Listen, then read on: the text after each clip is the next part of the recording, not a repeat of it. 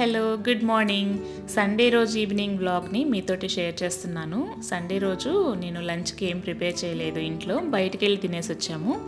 ఎందుకంటే week off change అయింది, ఒక్కరోజే ఆఫ్ వచ్చిందనమాట. సరే ఒక్కరోజు కదా, మళ్ళీ మండే నుంచి ఫ్రైడే వరకు కంటిన్యూగా వర్క్ చేయాలి, రెస్ట్ తీసేసుకుందాంలే ఈరోజు అని చెప్పేసి బయటికి వెళ్ళి తిందాంలే అనుకున్నాము. అందులో కూడా బయట తిని చాలా రోజులైంది. సరే వెళ్దాం సరదాగా అని చెప్పి ఆఫ్టర్నూన్ బయటికి వెళ్ళి జస్ట్ నియర్ బై ఒక చిన్న హోటల్కి వెళ్ళేసి బిర్యానీ తినేసి వచ్చామన్నమాట. ఇంకా ఈవినింగ్ డిన్నర్కి నేను మోస్ట్లీ ఏదైనా టిఫినే చేస్తాను, సో త్వరగా అయిపోతుంది కదా, అందుకని చెప్పి కొన్ని చిన్న చిన్న పనులు ఉన్నాయి, అవి ఇప్పుడు స్టార్ట్ చేశాను. ఏంటంటే ఇప్పుడు నేను వర్క్ చేసుకుంటూ పిల్లల్ని చూసుకుంటూ మళ్ళీ ఇంట్లో వంట పనులు అంటే ఫాస్ట్గా చేసుకోవాలి కదా, టైం మేనేజ్ చేసుకోవాలి కదా, అందుకని నేను కొన్ని పొడులు ముందుగానే ప్రిపేర్ చేసుకుంటాను. ఈరోజు వాటిల్లో జస్ట్ ఒక 3-4 ఐటమ్స్ ముందుగా చేసి పెట్టుకుంటున్నాను అనమాట. అవి మీతోటే షేర్ చేస్తున్నాను. చాలా సింపులే, అంటే వర్కింగ్ ఉమెనే కాదు, హౌస్ వైఫ్గా ఉండే వాళ్ళు కూడా ఇవన్నీ ముందుగా చేసి పెట్టుకుంటుంటారు కదా. కాకపోతే వర్కింగ్ ఉమెన్ అంటే ఏదో వీకెండ్ వచ్చిందంటే రెస్ట్ తీసేసుకుందాంలే అని చెప్పి ఇవన్నీ చేసుకోవడానికి బద్దకించకుండా, అంటే మళ్ళీ వీకెండ్ కూడా ఏం కష్టపడదాంలే అని చెప్పేసి మండే నుంచి ఫ్రైడే వరకు బిజీగా ఉంటుంది కదా లైఫ్. సాటర్డే సండే కాస్త ఫ్రీగా ఉందాంలే, బయటకు వెళ్దాము అనుకుంటుంటాం కదా. సో నేను అలా వెళ్ళేటప్పుడు వెళ్తాను, కానీ ఇంట్లో ఉన్నప్పుడు ఇలాగ కొంచెం టైం ఉంది అంటే ముందుగా చేసి పెట్టేసుకుంటాను. ఈరోజు నేను కొన్ని పొడులు తయారు చేసుకుంటున్నాను, అన్నీ చేయట్లేదు. మిగతావి ఎప్పుడైనా చేసినప్పుడు అయితే మీతో షేర్ చేస్తాను. మీరు స్టార్టింగ్లో చూసారు కదా, అవి ధనియాలు, జీలకర్ర, అవి సపరేట్గా లైట్గా లో ఫ్లేమ్లో వేయించి పెట్టేశాను. ఇవి మెంతులు, జీలకర్ర ఫిష్ కర్రీకి మసాలాకు అనమాట. మెంతులు ఒక భాగము, జీలకర్ర వచ్చి 2 భాగాలుగా తీసుకొని దోరగా వేయించుకొని చల్లారాక ఇవి పొడులు చేసుకోవాలి.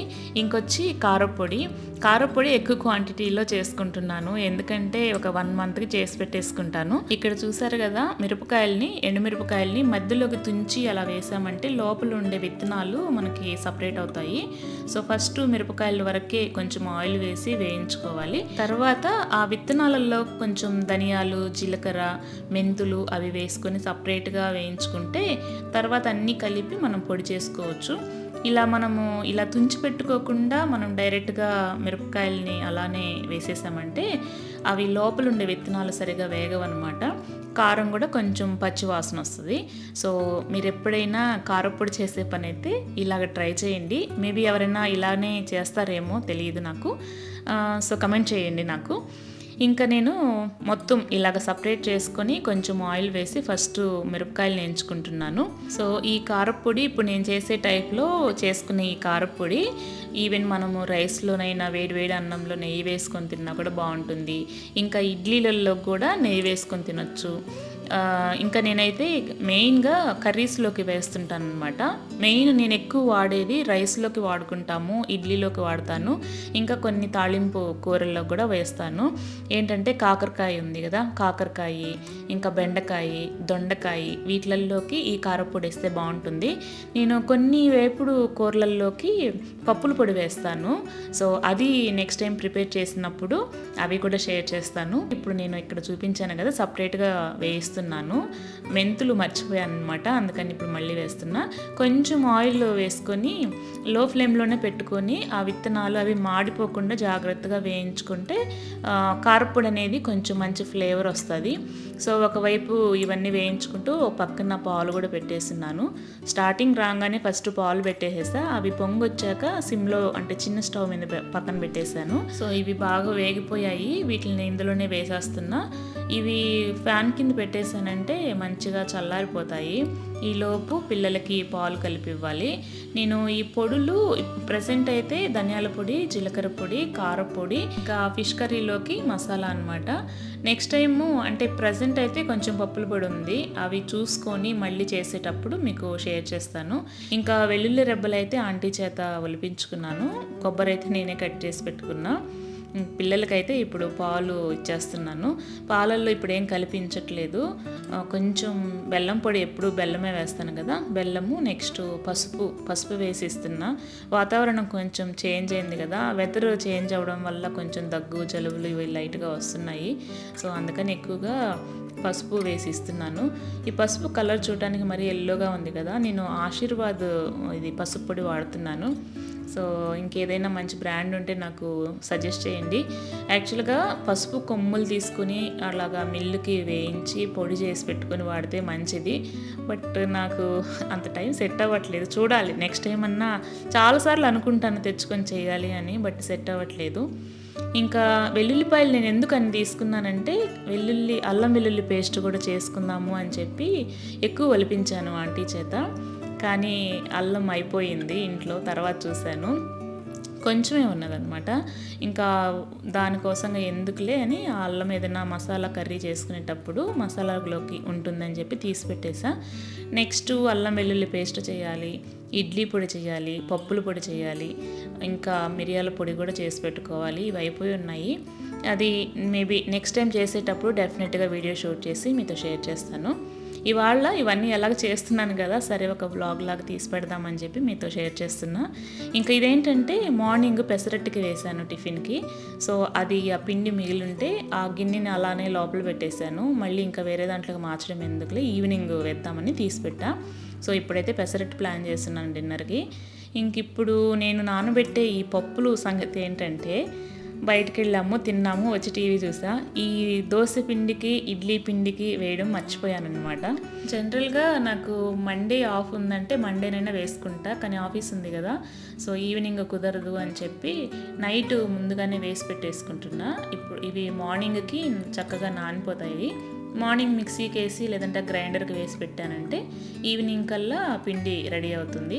అందుకని నైట్ నానబెడుతున్నాను. నేను జనరల్గా అయితే మార్నింగ్ టైం నానబెట్టుకొని ఈవినింగ్కి చక్కగా నానిపోతాయి. ఈవినింగ్ వేసి పెట్టుకుంటే నైట్ అంతా ఫర్మేట్ అవుతుంది.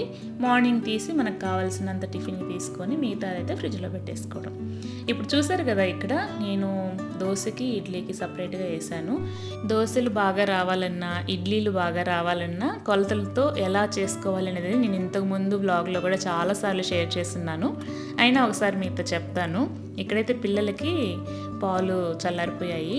పాలు చల్లారబెట్టడం కోసం నేను వెమ్మటే కావాలి అంటే ఇలాగ ఒక బౌల్లో వాటర్ తీసుకొని దాంట్లో ఈ గ్లాసులు పెట్టేస్తాను, త్వరగా చల్లారిపోతాయి అన్నమాట.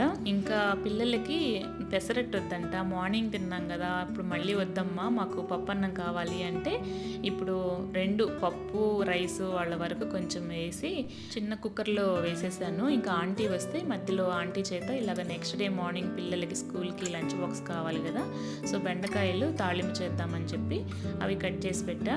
ఇక వాళ్ళతో పాటు మేము కూడా డిన్నర్ కంప్లీట్ చేస్తున్నాం అనమాట. ఇది న్యూస్లీ.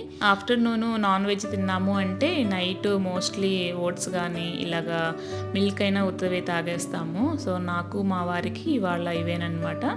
నెక్స్ట్ ఇవి తాగిన తర్వాత ఇంక ఈ పొడులు చల్లారిపోయి ఉంటాయి, అప్పుడు పొడి తయారు చేసేసుకుంటాను.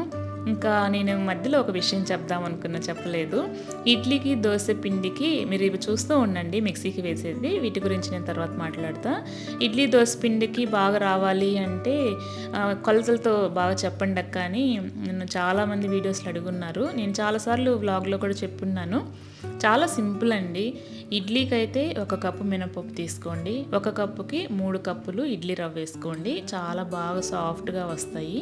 ఇంకా మీరు పప్పుని గ్రైండర్లో వేసుకునే పని అయితే 1 కప్పు మినపప్పుకి 4 కప్పులు ఇడ్లీ రవ్వ తీసుకోండి, ఎందుకంటే పిండి ఒదిగొస్తుంది, సో కరెక్ట్గా సరిపోతుంది.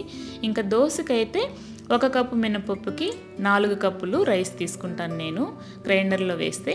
మిక్సీలో వేయాలి అనుకుంటే 1/2 కప్పు తగ్గించి 3.5 కప్పు వేస్తాను అనమాట. 1 కప్పు మినపప్పుకి 3.5 కానీ 3 అట్లా వేస్తాను, ఆ బియ్యాన్ని బట్టి వేస్తుంటాను. ఇంకా ఒక 2 టేబుల్ స్పూన్లు పచ్చెనగపప్పు, కొంచెం మెంతులు వేసామంటే కరకరలాడుతూ వస్తాయి. దోసపిండి మరీ మెత్తగా వేసుకోకూడదు, కొంచెం బరగ్గా ఉంటేనే క్రిస్పీగా వస్తాయి అన్నమాట దోశలు. సో పొడుల దగ్గరకు వచ్చేస్తే ఇప్పుడు నేను ఫస్ట్ ధనియాలు జీలకర్ర అవి సపరేట్గా వేసేసాను. తర్వాత చేపల కర్రీలోకి మసాలాను కూడా వేసా.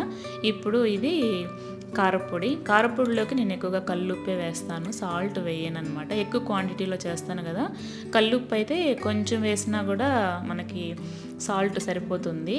ఇందులోకి ఫస్ట్ అంటే నేను 2 సార్లుగా వేస్తున్నాను, పెద్ద జారు క్లీన్ చేసలేదు అందుకని చెప్పి చిన్న జారులో వేస్తున్నాను కాబట్టి 2 సార్లు వేస్తున్నా.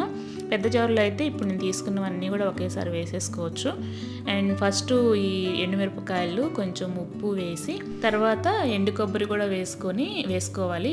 సాల్ట్ కొంచెం చూసి అడ్జస్ట్ చేసుకోండి, ఎందుకంటే మనం కర్రీలో వేసేటప్పుడు ముందు మనం కర్రీలో కొంచెం సాల్ట్ వేస్తుంటాం కదా, దాన్ని బట్టి ఇందులో వేసుకోవాలి. లేదు ఇక్కడ మీరు అన్నంలో కూడా కావాలి అనుకున్నట్టుగా సాల్ట్ వేసుకున్నారు అంటే మీరు కర్రీలో వేసుకునేటప్పుడు చూసుకొని కర్రీలో కొంచెమే సాల్ట్ వేసుకోవాలి. అసలు వేసుకోకపోయినా ఈ పొడి వేస్తేనా కూడా సరిపోతుందన్నమాట.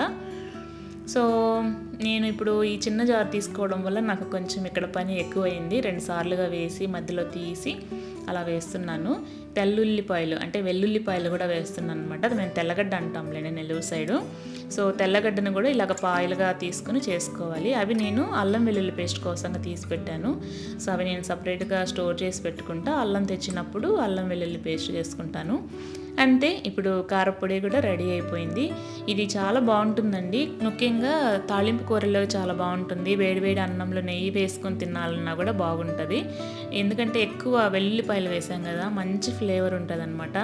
సో ఎక్కువ వెల్లుల్లిపాయలు వేసామంటే ఇదిగో ఇలాగా కొంచెం ముద్దగా ఉంటుంది. కొన్ని ఒక్క తెల్లగడ్డ వేసామంటే, ఇప్పుడు నేను తీసుకున్న మిరపకాయలకి ఒక్క తెల్లగడ్డ వేస్తే కొంచెం పొడిగా వస్తుంది. బట్ నేను ఎప్పుడు కూడా తెల్లగడ్డ ఎక్కువే వేస్తాను. సో నా పొడులు అయితే రెడీ అయిపోయాయి. కారపొడిని బయటే ఉంచేసి మిగతా పొడులు ఫ్రిడ్జ్లో పెట్టేస్తాను. ఇవి నాకు ఆల్మోస్ట్ 1 మంత్ వస్తుంది. నేను తక్కువే వాడతాను, ధనియాల పొడి, జీలకర్ర పొడి, వేరే మసాలాలు కూడా తయారు చేస్తాను, అవి కూడా షేర్ చేస్తాను. అలా అన్నీ మేనేజ్ చేసుకోవడానికి కొన్ని పనులు ముందుగానే చేసి పెట్టుకుంటాను. మరి మన వీడియోస్ నచ్చితే లైక్ చేసి సబ్స్క్రైబ్ చేసుకోండి. Thanks for watching.